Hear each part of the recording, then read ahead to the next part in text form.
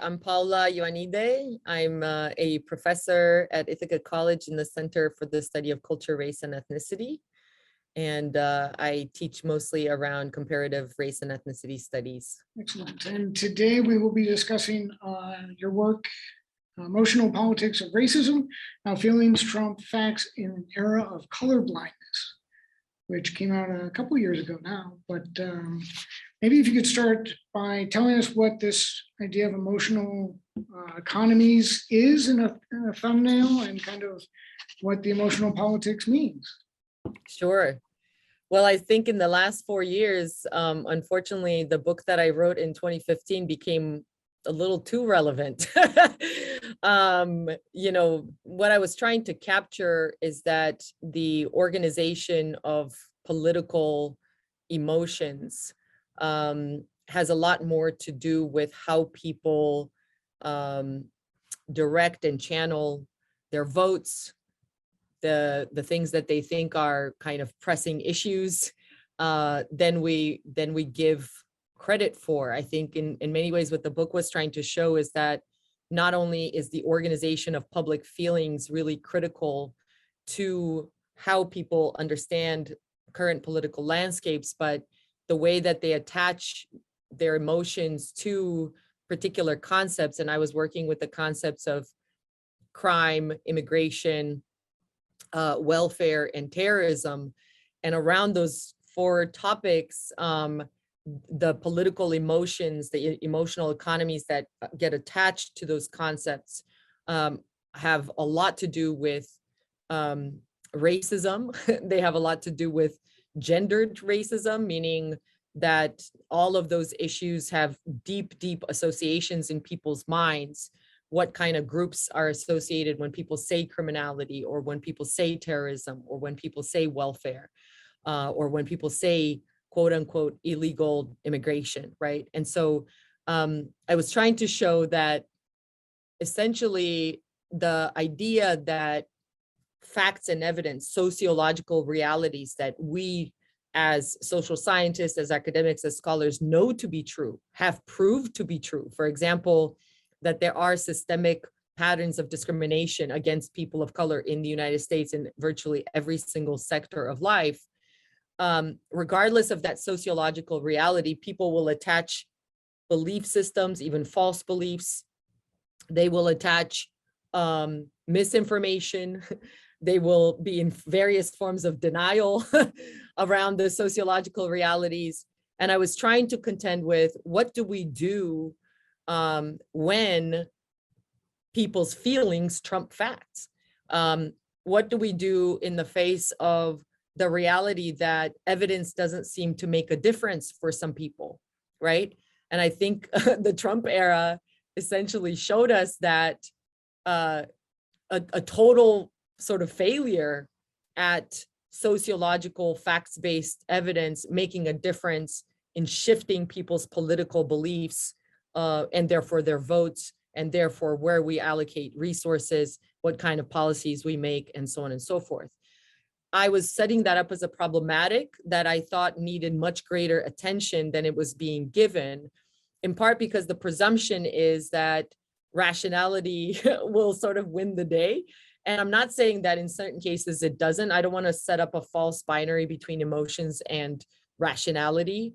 I wanted to point out where it seems to have failures, and where kind of reasonable facts-based evidence sort of seems to fail is when people's emotional economies, the things that they attach a lot of affect to, have something to do with keeping their sense of identity in place, right? So for example, when we think about white working class conservative voters as a block of people who supported deeply the Trump administration and continued to kind of swing in that direction in this upcoming elections, we have to ask, why are they holding on to things so deeply and so emotionally? How are those things, what do those things have to do with their racial identity? What do they have to do with their sense of gendered identity?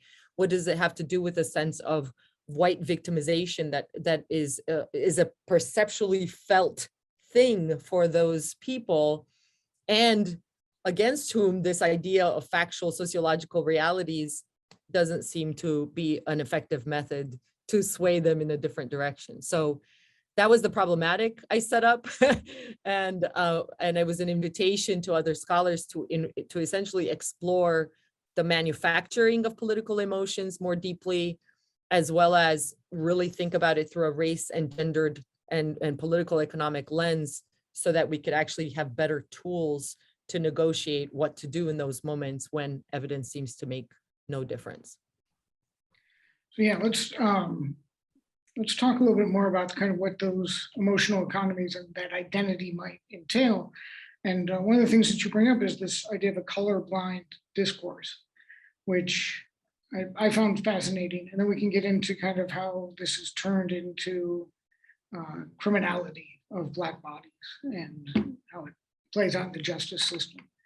So if you could. Right. So I lay out a shift that takes place in the late 1960s, early 70s, but really, enters full force into our kind of public consciousness in the 80s, which is a shift from really understanding kind of race-based problems, trying to conceal them through what is called a colorblind framework or, talk. And what this means is that you no longer say Black people this or Black people that. You're no longer directly kind of mentioning the group that might be excluded or that you want to sort of directly address. You'll say things like urban crime or teenage pregnancy or gangs or illegal immigrants.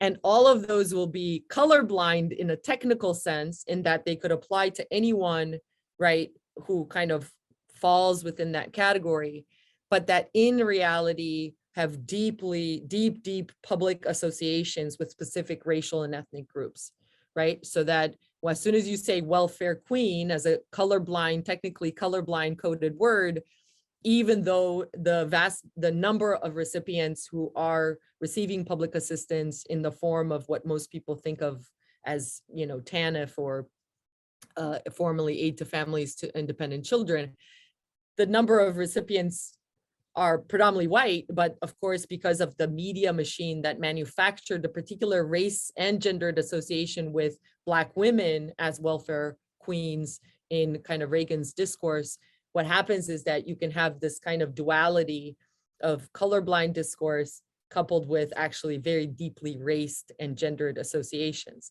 so that the colorblind talk achieves this concealment of what is the actual thing being discussed, which is, of course, has deep implications for people of color, the way that they're demonized, the way that they're degraded and demoralized in kind of public talk, but it allows politicians who use it to constantly deny that this is still about racism, or that it is still about sexism or gendered racism, as I like to put them together.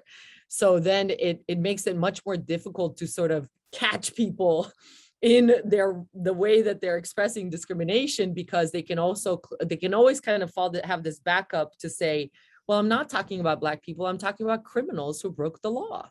They just happen to be Black. And of course, even if that's actually technically true, what we know in the political discourse machine is that Reagan wanted to achieve a shrinking of social welfare resources, like assistance for families, like affordable housing, like education. And he wanted to balloon and expand the prison industrial complex and the military industrial complex. And to do so, he produced very, very savvy, colorblind, yet race and gender-based associations with the different groups that were demonized in society that then you attach those resources to, right? So my argument in the book is that it was a way of legitimizing big, huge, major policy shifts and the allocation of taxpayer resources by making everyday people want to dissociate themselves from those groups, as well as from being recipients of public welfare benefits, right? Which there's, there's actually nothing wrong with them. But once you've demonized them in the public imagination, then again, those emotional economies of, I don't want to be affiliated as somebody who's dependent or wasteful or undeserving. And so you want to distance yourself from the entire policy agenda of supporting the social welfare structure.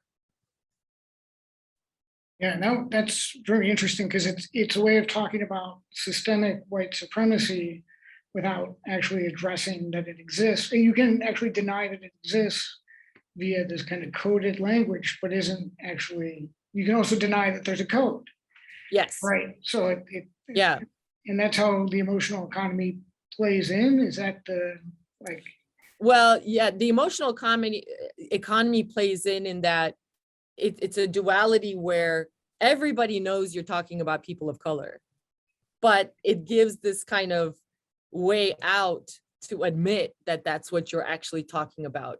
And therefore it makes it much more difficult for those people who are trying to resist these things, these policy shifts that are having very bad implications, not just for people of color, but for all people, I dare say, you know, but it makes it so hard to resist them because by then they've been so emotionally stigmatized that nobody wants to associate themselves with it, including people of color, right? And so then what happens is that you get a figure like Bill Cosby on there, who at the time was a major proponent of personal responsibility and pull yourself up by your bootstraps. And then it's like a dual thing. It's like, well, we're not talking about Black people. What we're talking about is wasteful, you know, undeserving taxpayers.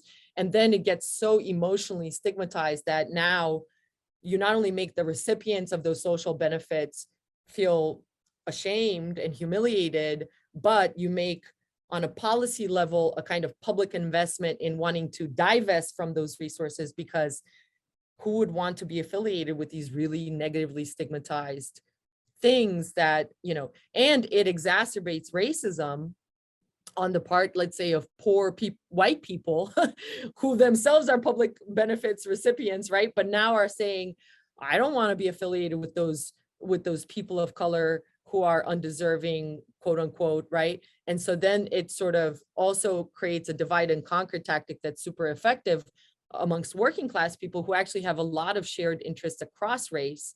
But now because the racism has been amplified through the representation of the issue of the welfare queen, of the criminal, of the terrorist, of the illegal immigrant, then the working class white person might say, well, on an emotional level, I want to distance myself from these people, even though at the policy level, like now they're actually acting against their own interests. I don't, it's complicated, but that's why it's a savvy technology, right? Of governance. I mean, and Reagan was really good at it, which is why he got major policy shifts to happen. Yeah, and I think one of the things that I'd come across the academic Weaver who coined this term, but I hadn't heard it front lash, which maybe you could kind of unpack that a little bit, talk about that. It's this, it really made sense to me in the criminalization of the racial struggle. So coming out of the civil rights movement, which becomes canonized as kind of the ideal for social protest, anything that happens afterwards, it starts having negative connotations. That's right. Yeah, Vesla Weaver's work is phenomenal in this sense. She really got me to see that the strategy to move towards a quote unquote colorblind discourse on crime was a very intentional strategy to really conceal the persistence of systemic racism.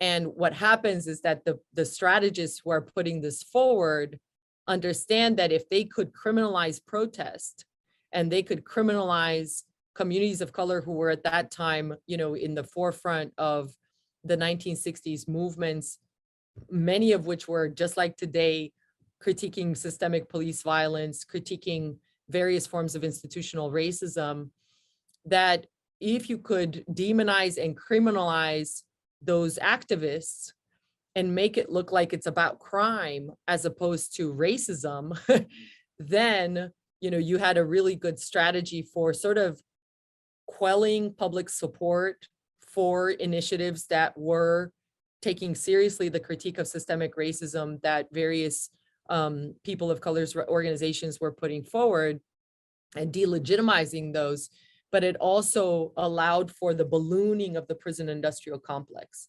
So it's a two-pronged approach. It's delegitimizing the movements, criminalizing them, incarcerating many of the political dissidents who kind of were, the most vocal about it, and, essentially creating a funding structure, a multi-organizational funding structure that then really enabled the evolution of the prison boom to take place.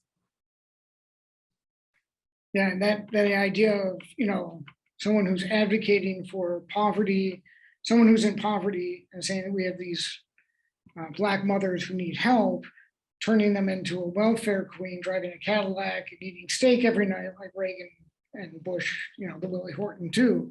The Black male then becomes hyper-sexualized and hyper-aggressive. Yes. So maybe moving, and that's kind of what you were talking about before, but moving into the war on drugs, which I think ties really nicely with this ballooning of the prison industrial complex. Yeah, so once you get into the 80s and Reagan really kind of runs with this, it's so devastating, right? Because there's so much to say about it. The piece that I'm trying to contribute is a couple of things. One is to make people understand just how intentional it was to quell critiques of systemic racism, and that it wasn't sort of like, it just sort of happened and it was innocent and it was really about drugs. We now have statements from the FBI talking to Reagan and, top, telling us in no uncertain terms that this was a political strategy to quell and delegitimize the movements that were being essentially put forward of systemic racism.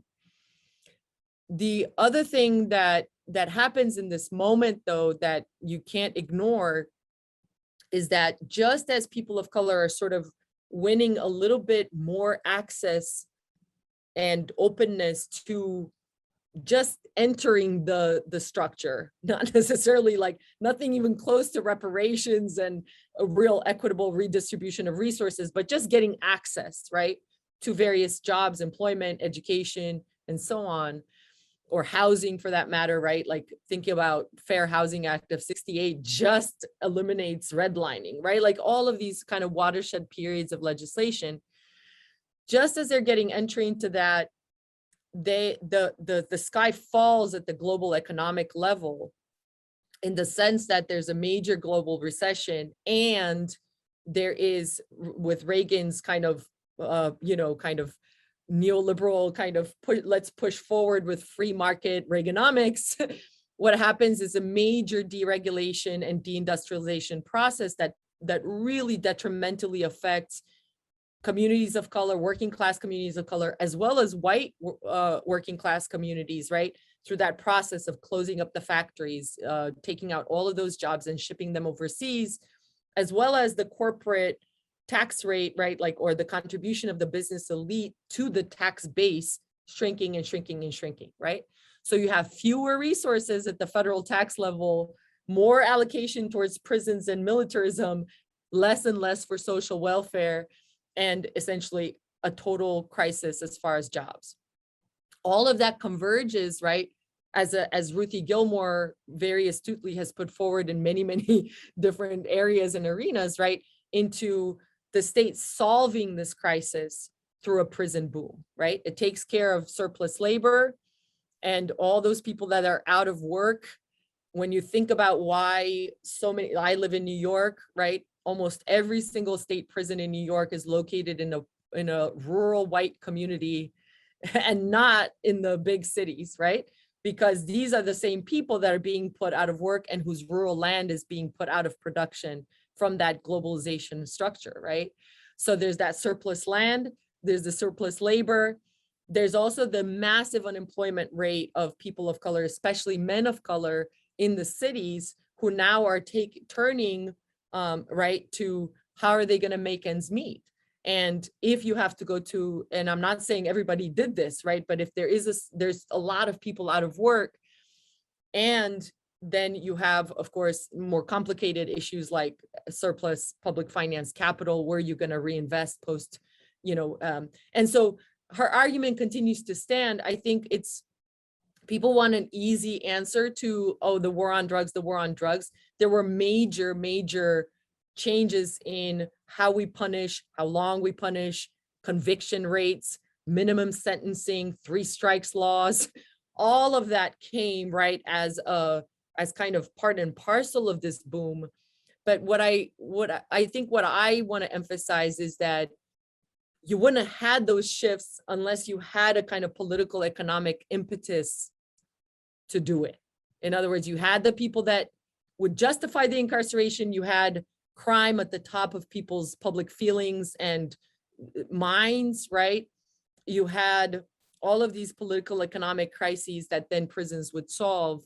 And then much of the legislation started shifting, right? The way we punish, what we consider a crime, for how long do we punish people? All of that, of course, happens during the war on drugs and just helps it boom and boom and boom and boom. We've now kind of are looking at a shrinking of the state prison system, but there's a big jail boom. So it's sort of like, it's kind of like a many-headed hydra. You activists work to kind of shrink this little piece of it, and then it rears its head somewhere else because the state sort of reinvents what it does with this stuff. And it's a lot of it is follow the money.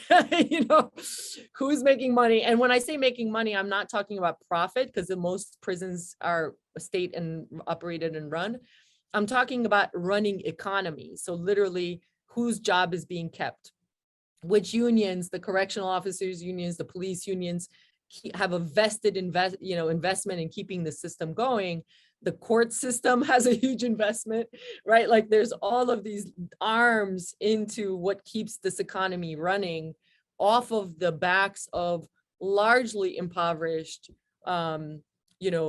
working class or workless communities of color, and increasingly poor whites, right? Like that's the new trend, is an increase in impoverished rural whites being incarcerated in the post-opioid epidemic. So it's like, it's a lot, it's a lot to understand for an everyday person who sort of either wants a simple answer, like it was just racism, and no one's denying that it was racism, but it got so amplified by the political economic thing that prisons would fix for the state. And then yes, it was the war on drugs, but you can't just kind of pin it up only to the war on drugs. I would say the war on drugs was manufactured to legitimate, this solution that prisons offered to these various crises that the state had. Yeah, one of the things that struck me was this idea that and it's kind of going off topic as far as prisons go, but the idea that people of color must perform racial identifications detached from criminality. So there's this buy-in, there has to be this buy-in, I guess. I mean, we're kind of talking academically, but there has to be this buy-in.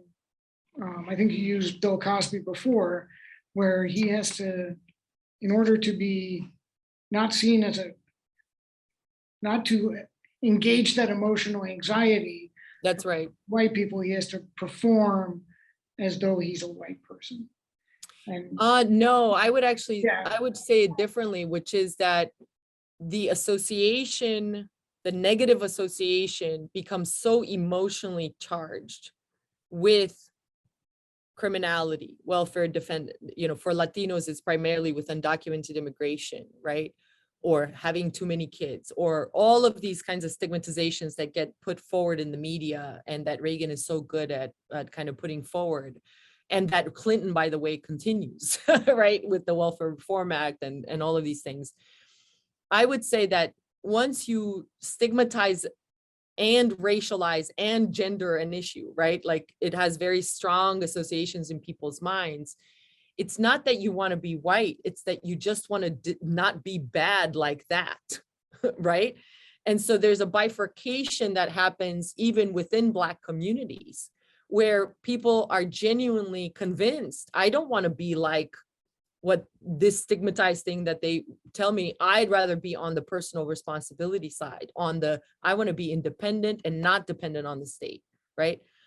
And what ends up happening is that for those people who don't have the option, the choice, the resources, the jobs to be able to do that, they just get kind of situated into this, you know, stigmatized category. But the point I'm trying to make is that things get more complicated because when segregation ends, things also get more complicated, and people of color also get more access, right?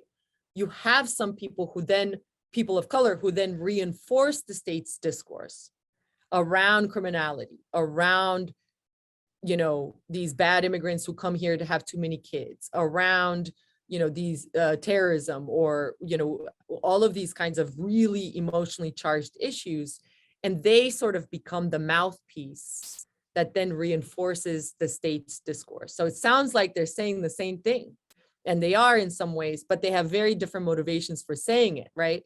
Bill Cosby just doesn't want to associate with that because he doesn't see himself as that, right? And becomes a kind of spokesperson for this personal responsibility bit. But the state has a bigger interest and motivation for doing that, which isn't just, I want to dissociate. They have very specific policy shifts and resource shifts that they want to achieve through that stigmatization. And that's to boom the prison system while shrinking the social welfare system. Does that make sense? It's not quite the same, because the average person just feels it on an individual level, right? They're not necessarily thinking, oh, I'm endorsing a particular policy that is bad for me, right? And that's exactly the function of emotion in this kind of stuff, is you don't even know exactly why you're voting against that. And when I say voting against it, it's like, why would people vote against universal health care? Doesn't sound right, right? Like it sounds like it would be in all of our interest. But if what you've done for dozens of years is stigmatize Medicaid as something that undeserving people do and receive, then by all means, the function of that emotional economy is for you to say, I don't want universal health care, because that's going to say I'm a human being who can't pay my own way. You see what I'm saying? So you achieve that, and they're not the mastermind of this whole thing, but the emotional economy functions to achieve the political end, if that makes sense. Right, and I think that it's summed up with those two words, those people. Whoever those people are, they're not us. Exactly. So yeah, and and it can cut intra-racially, like within the same group, or it can cut cross-racially or cross-ethnically, right? So you can have an African-American person who demonizes undocumented Latino immigrants, you know, for the reasons that they too get a certain kind of affective reward from saying, I'm the citizen here, you're not, right? So it can function on so many different kind of divide and conquer levels, all of which in some ways achieve the same policy ends, right? Right, and there was the point you made about the white people not knowing what they don't know, right? It was something to that effect, where it was our emotional, or like my emotional economy would be that I don't have to pay attention to racism or racist systems, therefore I can ignore it, therefore it doesn't exist. Is that a correct reading? Yeah, sort of. I mean, basically what I'm trying to say is, I mean, let's take a very concrete example of the Affordable Care Act, okay? Which there are certain states that have Republican senators that have denied the money from Medicaid for their people in their state. And presumably the reason they've done this is because they want to dissociate themselves from the Affordable Care Act, and from Medicaid, right, which is part of it, that then it's like, okay, what person wouldn't want more subsidized healthcare, and why? We have to take those people seriously rather than just be like, oh, they're delusional. And Jonathan Metzl's book, Dying of Whiteness, is great on this bit, right? Because what he's said, what he's showing is that what is more important to that person who wants their representative to deny Medicaid subsidies that would actually benefit their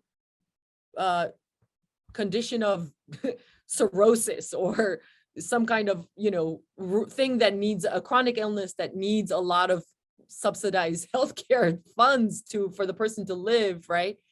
Why would that person actually risk their life, literally, right, by not having subsidized healthcare, and instead want to say, I am a staunch opposer of the Affordable Care Act? What Metzl argues, and I would agree, is that issue has become so emotionally charged and so deeply associated with a race issue. Namely, Obama is the one who put it in there. And then that triggers a whole other series of associations. Oh, Obama is for eliminating me as a white person and my culture, or whatever the kind of triggered associations are. Affordable Care Act, Obama, Black people are taking over, et cetera, et cetera. That trumps the person's interest, literal self-interest in preserving their health, right? And unless we take this seriously, I think that we meaning the left, Democrats, people who want more life economies that sustain all people, unless we take that seriously and provide a counter vision, who else could you be if you weren't dissociating yourself from people of color? You'd rather die than have these resources shared for everybody in the country, right? If we don't take that seriously, then we have, I would say, an ineffective political strategy, And sometimes I pull my hair out when I watch, how liberals and Democrats go about this work, because essentially they keep opposing it with facts, hoping that, person in South Carolina, even though your state refused Medicaid, I will show you why it's in your reasonable interest for you to take this Medicare. And so this is where I don't think that liberals and political leaders in the Democratic Party take seriously enough how racialized things are for publics. And because they're not willing to contend with this race aspect, they keep thinking it's going to be about something else, when in fact, the reason this person is so staunchly opposed to the Affordable Care Act and still thinks of themselves as non-racist, is because of that chain of association I mentioned before. And so, this requires a counter strategy that is based on channeling people's emotions towards some other vision of themselves. But this has not been constructed in any kind of positive way by Democrats, really since 2008, since Obama gave us that other vision of ourselves as a kind of multiracial, multi-immigrant kind of nation, which was a very politically beautiful vision that then sort of disappeared after Trump, right? Plus, then if you tie in the whole wokeness as divergent or potentially criminal protest against the status quo, then it goes back to what we were talking about earlier, correct? Where you are kind of using the argument against itself. That's right. Well, that's a different strategy than colorblindness. Yes. I would call that incorporation. And me and Felice Blake and Allison Reed co-edited this collection of essays called Antiracism Inc. Because we wanted to outline that as a different strategy for neutralizing radical critiques of the system or of the status quo, including critiques of, that kind of launch from critiques of systemic racism. And the strategy of incorporation is different than colorblindness. Colorblindness sort of pretends that isn't happening, even though it's happening in reality. Incorporation says, oh yeah, you're right. There is an issue of bias here. There is an issue of race here. And then they take it and they sort of flip it to mean something completely different than what the original kind of critique was, right? So then you sort of say, oh yeah, as they did in Arizona, right? Like Martin Luther King said we should all be judged by the content of our character. Therefore, we should not teach anything about the reality of racism in the United States. It's sort of like, like this is what's happening with critical race theory right now. I mean, it's unbelievable, right? Like the codedness at the same time that there's this kind of like strategy of like, critical race theory does this. I mean, total falsification, first of all, but then it's like, it sounds like you mean like you're supposedly on the right side, right? Even though your entire aim of incorporating that is to neutralize the actual critique, Right. so both can go on at the same time, and it's another really savvy technique. I mean, the state uses it all the time, right? Like Biden is acknowledging that there's a problem with police brutality, but then in actual practice, right, like the way you neutralize it is by, making policy changes that for a fact will not address that systemic issue. Yeah, one of the kind of building on that for 1 second is that the idea that police brutality, Black resistance is always seen as deadly by society and by police. So anything that people of color do to resist is automatically seen as an attack on. Yeah. Right. I mean, and we saw the difference in the response, right, from the January 6th to the Black Lives Matter protests. I mean, you'd have to be totally blind to differentiate between the state's response to one versus the other. And obviously people of color have been saying this for decades and decades, and it's not a new thing by any stretch of the imagination. I think what's becoming really conspicuous, though, it's becoming so undeniable, and the discourse is actually showing itself for what it is, in the sense that people are admitting that there's duplicity or, total double standards and so on that are race-based. And so now the question becomes, how do you stifle that? How do you stifle that critique? And for me, the entire kind of whoever sent the memo on critical race theory and all the legislators that are currently now in Republican-held legislatures passing insane censorship laws that are insane. And I really mean this because I looked at some, basically like racism is already not addressed properly in K through 12 education. I can tell you because I ask my students every single time when they arrive to my classes, what do you know about this? What do you know about this? And the level of structured ignorance around the history of systemic racism is profound and pervasive, right? So even that little bit that we're getting now has to sort of be disappeared under these critical race theory, laws.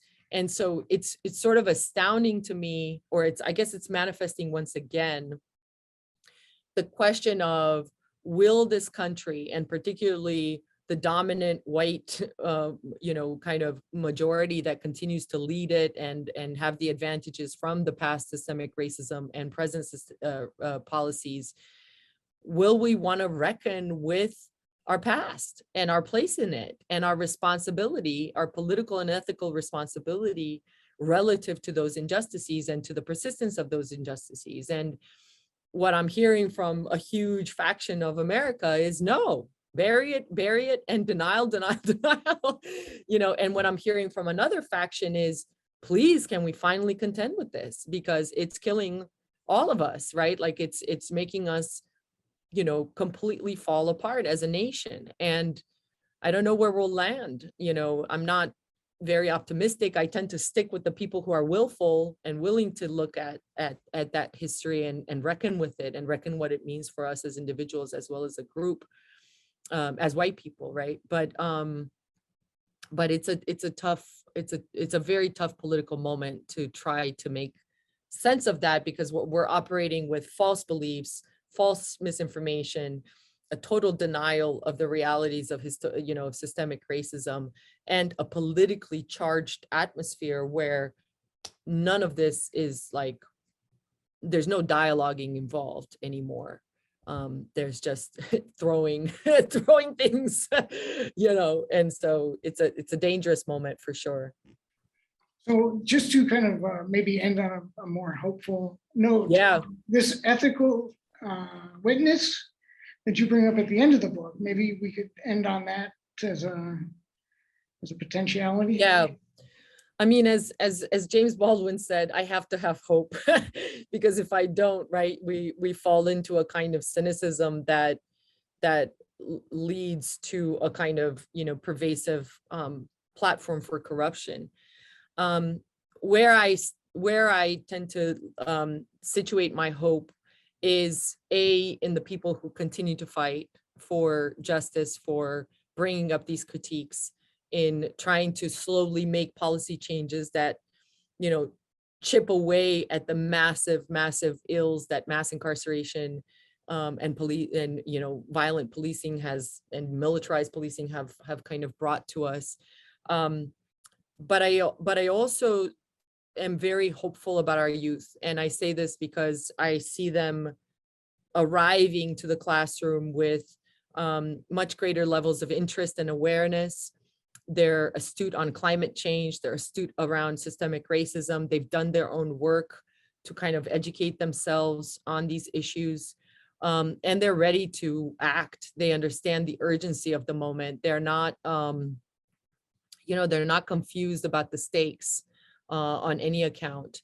And they too are working with a lot of structured ignorance. And in some ways, I continue to teach those who are receptive because I do think that it does make a difference. It certainly changed my life in who taught me and how I learned to re-see the world in a different way because of that education. But then I think a lot of it will matter, a lot of it will depend on what vision of ourselves are we putting forward.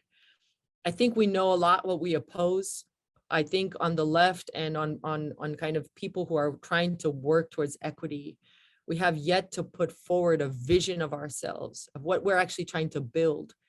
How are we trying to relate to each other and to the earth and to its resources in ways that are more equitable, more just, more life producing than destructive, right? And I don't think we have a lot of tools for that because we spend a lot of our time naming the problem, accounting for the problem, wanting to oppose the problem. But then when it comes to visionaries for how else, what other models do we create? So people like Adrienne Marie Brown come to mind, people who are working enormously on mutual aid frameworks and societies, mini societies, cooperative models that are incredible. For the kind of economic, I live in an area that's a hub for cooperative farming, organic farming, sustainable farming. I think that's going to become, and also in a race conscious way that really thinks about the people of color's displacement from the land, indigenous people's, theft of land, and thinking about rematriation of that land for indigenous people, thinking about reparations for Black people. And when you're around those people, there's nothing but fire because it's a beautiful, it's a beautiful decentralized coalition of people who are really trying to think seriously about, it's not just about let's take this down, but it's literally trying to think about a different way of being, which is different than just saying, I'm going to close that prison and then send my punitive instincts towards another site. You know what I mean? It's really, when you think abolition as a framework, right, you think about taking something down, but I think another way to think is what are we emerging? What are we trying to birth? And I don't have all the answers for that. I have some ideas. I definitely think that as far as white folks are concerned, myself included, the first thing is acknowledgement of past wrongs and really understanding those past wrongs and how we're implicated in them and how we continue to get advantages, unearned advantages from them. After that, we have to think about what does redress look like? What does repair look like? And that cannot be done in some kind of isolated process that has to be done in collaboration with people of color. It has to be done, you know, in collaboration with people who are thinking and want to be part of healing and repair. And we'll see. We'll see what we can do. And, you know, but that's what gives me hope. And that's what ethical witnessing means to me. It's that you don't just sit there as a passive observer to various forms of violence and state-sanctioned violence and, you know, the various violences that we're dealing with. You take it upon yourself to see yourself as implicated, not just in having to retell and testify to that violence, but to also build something that makes that violence impossible. So it's the irresistibility of justice.